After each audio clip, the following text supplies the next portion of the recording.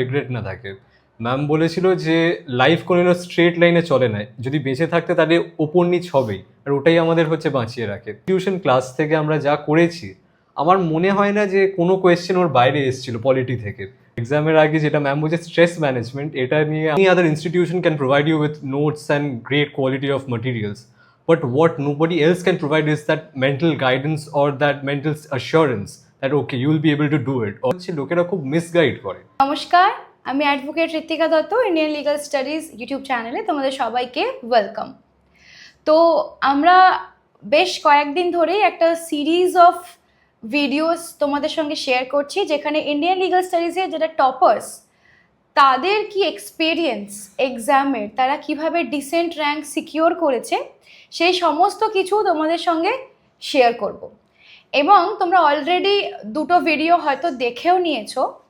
আজকের এই ভিডিওতে আমাদের সঙ্গে রয়েছে Soham and Soham Basu. He has secured, Soham তোমার র্যাঙ্ক বলো? I'm rank 58. Any other institution can provide you with notes and great quality of materials, but what nobody else can provide is that mental guidance or that mental assurance that okay, you will be able to do it. Secured rank 58 and ওর কি experience ছিল এই পুরো প্রিপারেশনটাতে, ও কিভাবে নিজের pressure handle করেছে, এই সমস্ত কিছু তোমাদের সঙ্গে আজকে শেয়ার করব।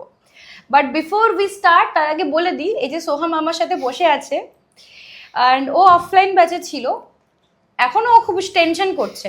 এবং এখানে অনেকেই আছে যারা দেখছে, তাদের মধ্যে অনেকে রিলেট করতে পারবে যে এক্সামের আগে সবার একটা প্যানিক আসে, এক্সাম ফোবিয়া চলে আসে, যে আমি প্রচুর পড়ে ফেলেছি, তারপরেও হয়তো আমি কিছুই পারবো না। আমি সব পড়েছি কিন্তু তারপরও আমি কিছুই জানি না, বাকিরা সব ভালো করে ফেলবে, আমার আর হলো না। এই জিনিসটাও তোমাদের অনেকের মধ্যেই হয়।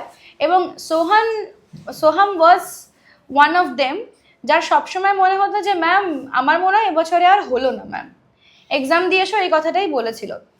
তো ওর পুরো এক্সপিরিয়েন্সটা তোমাদের সাথে আমি শেয়ার করব। এবং যারা এই সেম কন্ডিশনে রয়েছে, এই টেনশন হচ্ছে, এখনও আমার পাশে বসে জোরে জোরে ব্রিথ করছে, মানে এতটাই ও টেনশন হচ্ছে, ওর মনে হয় যে বাকিরা সবাই সব পারে কিন্তু ও কিছু পারে না, কিন্তু ও নিজেও জানে না ও কী কী পারে।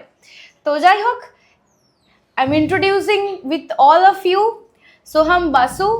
অ্যান্ড যদি কেউ থাকে যে থ্রু আউট প্রথম থেকে আমি যা বলেছি একদম অক্ষরে অক্ষরে পালন করেছে, হি ইজ দ্য ওয়ান, তাই তো? Thank you. তো he is the one. So বাকি ওর এক্সপিরিয়েন্স, ও কীভাবে পড়াশুনো করেছে, ও ওর নিজের প্রেশার কীভাবে হ্যান্ডেল করেছে, ও নিজেই সেগুলোকে বলবে। কারণ দেখো, আমাদের রেসপন্সিবিলিটি তোমাদেরকে পড়ানো, অবভিয়াসলি যে বই আছে, স্টাডি মেটেরিয়াল আছে, সেগুলো তো পড়বে, কিন্তু একটা এক্সামে ভালো র্যাঙ্ক সিকিওর করার জন্য সব থেকে বেশি প্রয়োজন সেটা হচ্ছে নিজের প্রেশারটাকে হ্যান্ডেল করা এন্ড মোমেন্টে। এটা জন্যই কিন্তু এই সিরিজগুলো করা, কারণ আমরা জানি তোমরা অনেকেই সিচুয়েশনে রয়েছো, এবং এগুলো দেখলে হয়তো বাকিদের এক্সপিরিয়েন্স শুনলে একটু রিলিফ তোমরাও পাবে। তো yes Soham, introduce yourself and বাকিটা শেয়ার করো সবার সাথে। Good morning, everyone. I am Soham Basu. I have completed both my secondary and higher secondary education from Calcutta Public School, Bidhan Park, which is affiliated to the CISC board, and I have secured 90.2% in my secondary and 96.75% in my higher secondary examination. And I have chosen ILS and I have chosen Ritika ma'am for preparing for my CULT exam. And to be very honest, this journey was nothing sort of incredible, because ma'am has guided us throughout the journey. And I'll be very honest, or do not worry, you have studied enough. That is what Ritika ma'am and sir has provided us.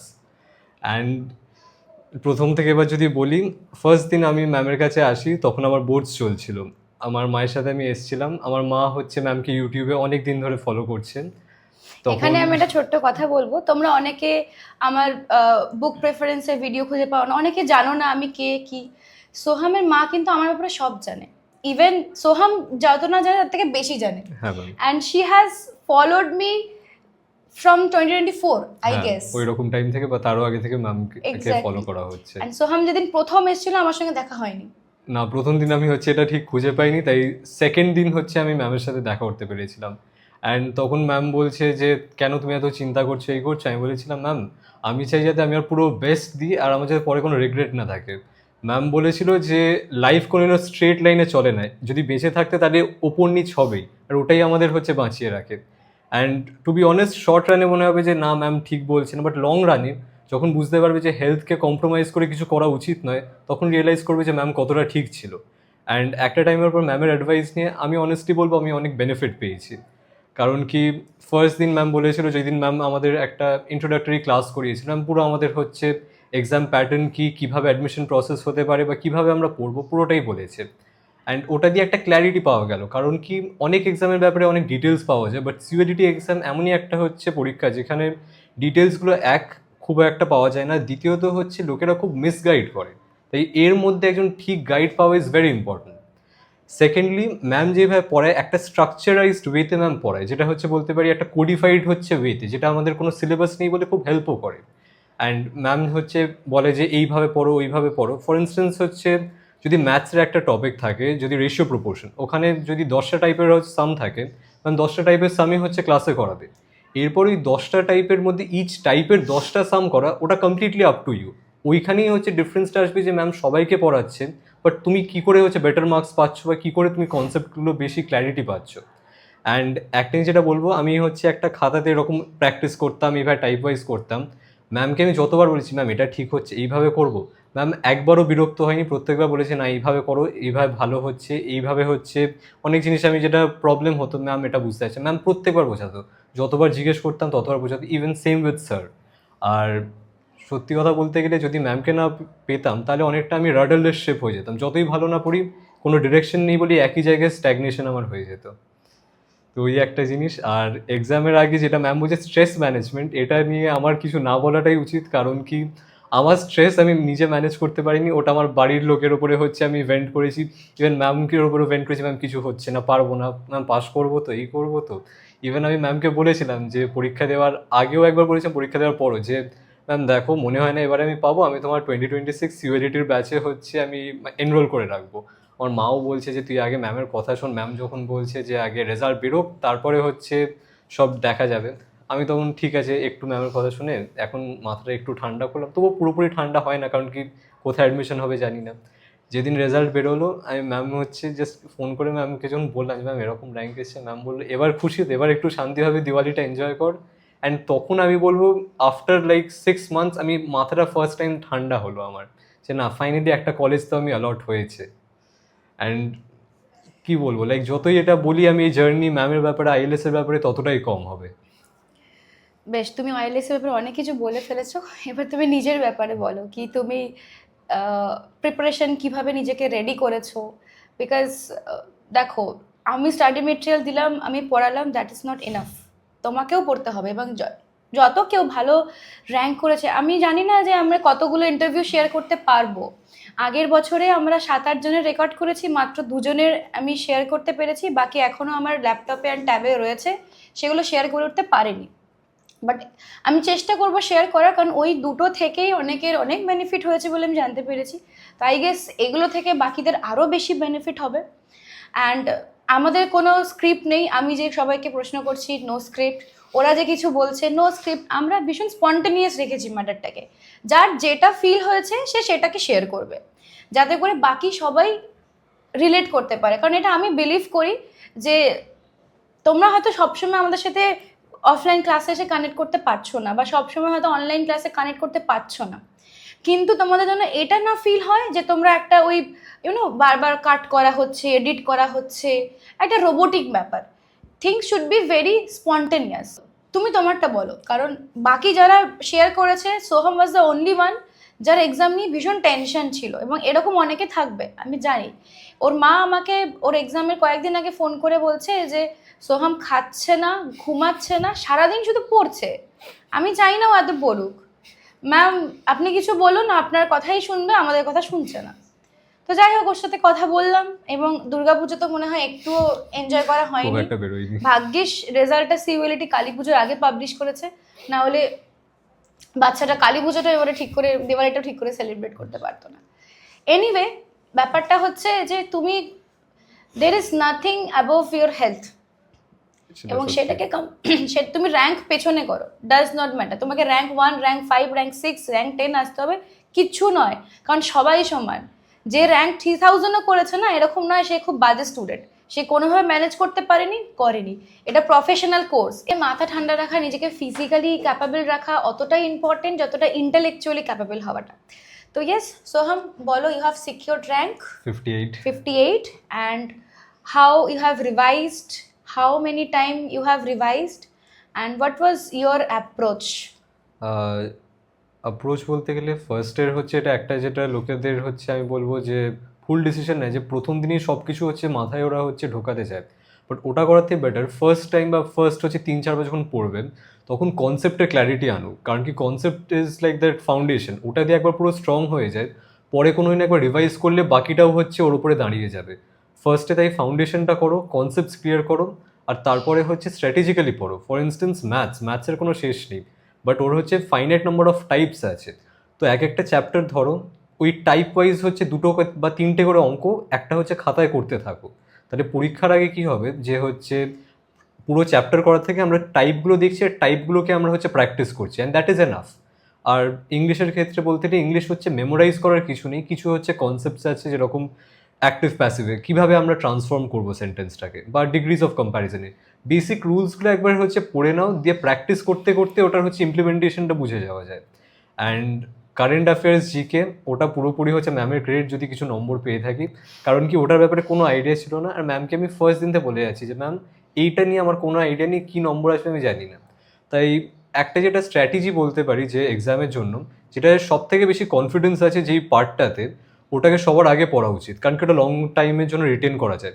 আর ওইভাবে হচ্ছে মানে descending অর্ডারে, মানে maximum যেটা confident, যেটা list confident, ওইভাবে পড়ো এক্সামের আগে, জাস্ট এক্সামের 1 উইক আগে। তাহলে কি হবে, যেটা আগে পড়ছো কোনো হচ্ছে প্রবলেম হবে না, কনফিউজ হওয়ার কিছু নেই। আর যেরকম আমার ক্ষেত্রে ছিল কারেন্ট অ্যাফেয়ার্স জিকে, আমি এক্সামের হচ্ছে আগের 2 দিন আগে থেকে মনে পড়ছে, বা 1 দিন আগে থেকে, আর ওটা জাস্ট মাথায় যতটা হচ্ছে অ্যাক্টিভলি রাখা যেত রেখেছি, দিয়ে এক্সামের ওখানে গিয়ে যতটা হচ্ছে মনে ছিল ওইগুলোই অ্যাপ্লাই করেছি। যদি সিইউ বিং সিইউ পুরো একদম হচ্ছে স্প্যারোডের উপরে খুব ইম্পর্টেন্স দিয়ে ফেলেছিল এবারে। তো এন্ড কারেন্ট অ্যাফেয়ার্স থেকে খুব বেশি কোশ্চেন আসে, কারেন্ট অ্যাফেয়ার্স থেকে আসেনি, বাট হচ্ছে প্রচুর হার্ড ওয়ার্ক করা হয়ে গেছে। এবার হচ্ছে হিস্ট্রি থেকে অনেক এসেছিল, যেগুলো হচ্ছে আমরা বলবো ক্লাস 8 থেকে 10-এর মধ্যে আমরা যেগুলো কভার করি ওগুলোতেও এসেছিল। আর যেহেতু হচ্ছে আমাদের সিলেবাসটা একদম পুরো হচ্ছে একটা ডেফিনিট কিছুভাবে ডিফাইন করা নেই, আমি তাই বলবো যা পড়ছো পড়ো, অ্যান্ড উইথ রেফারেন্স টু এই স্পেলিং হচ্ছে যেটা কারেকশন আসে, অনেক সময় যে গুগলে কোনো ওয়ার্ড সার্চ করি নিচে একটা হচ্ছে আসে অপশন, যে হচ্ছে এরকম অ্যান্টোনিম সিনোনিম বা কারেক্ট স্পেলিং, ওগুলো করো। কারণ কি হচ্ছে যখন মেন্টালিটি হবে যে আমি পড়বো, অনেক সময় নাও পড়তে ইচ্ছে, অনেক সময় ফোন ঘাঁটতে এরকম একটা এলো ডিফারেন্ট অ্যাপ, বা হচ্ছে যেটা ইন্টারাক্টিভ হচ্ছে মেথডে হচ্ছে তুমি রিভাইজ করো, তাহলে বেশিক্ষণ মাথায় রিটেন করবে আর পড়তেও ভালো লাগবে। কি আমি মুখস্থ করেই যাচ্ছি অ্যান্ড আমি কোনোদিন ওটা টেস্ট করছি না, তাহলে কোনোদিনও বুঝতে পারবো না যে আমার ফল্ট কোথায়। অ্যান্ড ম্যাম এত কটা মক টেস্ট নিয়েছে, ওইখানে প্রথমত তো কোন জায়গায় আমার কনসেপ্টসে উইক, বা কোন জায়গায় আমি হচ্ছে তাড়াহুড়ো করতে গিয়ে ভুল করছি ওটা বোঝা যাচ্ছে। অ্যান্ড মোর ইম্পর্টেন্টলি কীভাবে এক্সামটা অ্যাপ্রোচ করা উচিত ওটা বোঝা যাচ্ছে। যেহেতু হচ্ছে সিইউএলটি এক্সামে কোনো হচ্ছে পার্ট ওয়াইজ ডিভাইড করা নেই, র্যান্ডমলি হচ্ছে অ্যারেঞ্জ করা থাকে, তাই এইরকম কোনো হচ্ছে ধারণায় থাকা উচিত না যে আমি ইংলিশের জন্য এতটা টাইম অ্যালট করবো। টাইম অ্যালটমেন্ট করতে হলে কোয়েশ্চেন ওয়াইজ করো, যে আমি যদি একটা জিকের কোয়েশ্চেন দেখি যেটা হচ্ছে জিকে বা কারেন্ট অ্যাফেয়ার্স, ওটাতে তো বোঝার কিছু নেই, তাই ওটা আমি 10 সেকেন্ডসের মধ্যে আনসার করার চেষ্টা করবো। বা ম্যাথসের জন্য 30 সেকেন্ডসে হচ্ছে পড়ে যদি আমি কিছু না ওটা বুঝতে পারি, ওটা আমি স্কিপ করে যাবো। ম্যামের কাছে পড়লে এরকম অনেক মেথডস বুঝতে পারবে, যেটা হচ্ছে অন্য কোথাও মানে কেউ বলবে না, বা নিজে থেকে ওটা না বুঝতে পারো, উইচ ইজ ভেরি অবভিয়াস। আর এটাই যা ছিল, আর কিছু প্রিপারেশন নিয়ে বলার নেই, কারণ কি ম্যাম পুরো হেল্প করেছে, স্যার করেছে। অ্যান্ড হ্যাঁ, যেটা স্যারের কথায় যখন উঠলো আমি এটা বলি, কনস্টিটিউশন ক্লাস থেকে আমরা যা করেছি, আমার মনে হয় না যে কোনো কোয়েশ্চেন ওর বাইরে এসেছিলো পলিটি থেকে। যা হচ্ছে রিভাইজ করেছিলাম ম্যামের নোটসে যা ছিল, আর হচ্ছে ওইগুলোই এসছে। অ্যান্ড লোকেদের একটা খুব মানে মিসকনসেপশন থাকে যে পরীক্ষা মানে বই কিনতে হবে, বই না কিনলে নম্বর তোলা যাবে না। এটা বলবো অনেকটা হচ্ছে লোক দেখানি ব্যাপার হয়ে যাচ্ছে। নিজে যেটা পড়ছো, ম্যামের নোটস আর সাফিসিয়েন্ট, তোমার যেটা করতে পারো যে এটা বুঝতে প্রবলেম হচ্ছে, তুমি হচ্ছে একটা ফ্লো চার্ট বানিয়ে নাও, একটা ভেন ডায়াগ্রাম বানিয়ে নাও, অনেক ক্ল্যারিটি পাবে। বাট অ্যাডিশনাল বই আই ডোন্ট থিঙ্ক এই এক্সামের জন্য দরকার। অ্যান্ড ওরা প্রত্যেকেই স্যারের কথা বলছে, তো স্যারের কথা না বললেই নয়। অনেকের মনে হয় স্যার কে, স্যারকে একটু দেখি, তো আমি ভেরি সরি, আমরা স্যারকে দেখাতে পারবো না।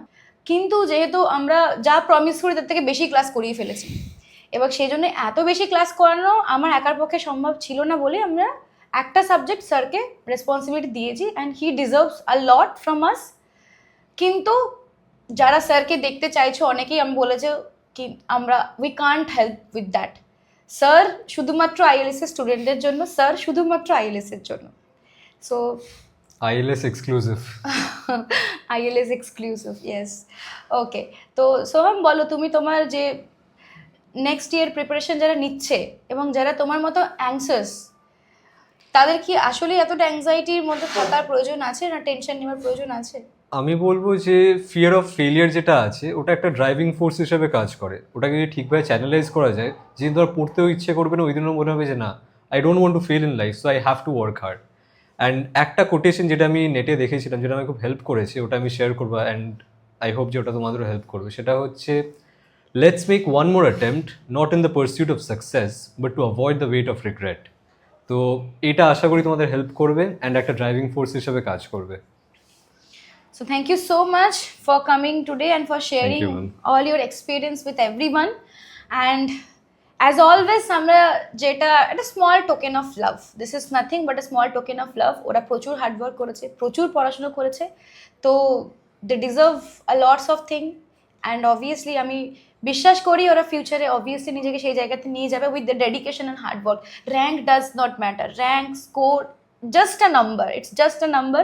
ভালো মার্কস পেলে আমাদেরও খুশি হয়, যেরকম এই যে আমার ইউটিউব চ্যানেলে সাবস্ক্রাইবারের নাম্বারটা বলে আমার একটা মানে ডোপামিন রিলিজ হয় যে না ঠিক আছে, তারা আরও বেশি হার্ডওয়ার্ক করি এখানে, কারণ I have to manage a lots of thing, কোর্টের কাজ, ক্লাস, স্টুডেন্টস, সবার স্ট্রেস, সাথে নিজের স্ট্রেস।